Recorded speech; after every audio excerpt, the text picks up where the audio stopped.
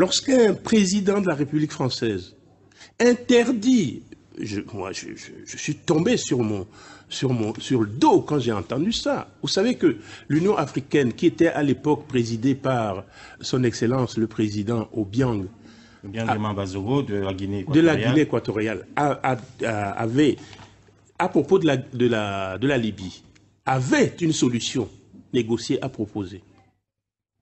Ils ont formé une délégation pour y aller.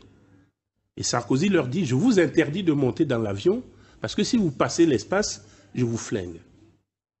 Eh bien ça s'appelle de l'irrévérence, c'est de l'irrespect. On ne parle pas comme ça à des pays qui sont souverains.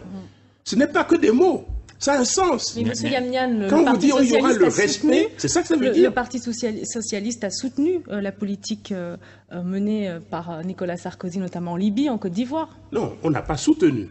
Nos groupes parlementaires... Le Parti socialiste était contre l'intervention en Côte d'Ivoire, en Libye également. Sachez comprenez comment ça fonctionne la Ve République. Le président de la République est seul à décider des interventions militaires à l'extérieur. Seul. Oui, mais est-ce que François une fois Hollande après, il soumet contre l'intervention il soumet ça des forces alliées en Libye, l'Assemblée.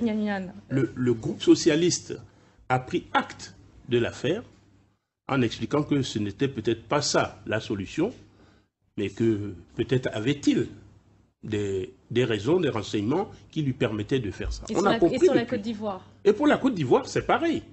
Disons que nous, ce qu'on a pensé, très sincèrement, c'est que tous les protagonistes de Côte d'Ivoire avaient demandé à l'ONU de venir arbitrer le scrutin. Bon, nous on a pensé que l'arbitre, moi je le pense comme ça, que l'arbitre était sain, était normal. Et puis, une fois qu'il a arbitré, ils ont contesté les résultats. Bon, moi je pensais qu'il fallait effectivement que ce processus de démocratisation aille jusqu'au bout.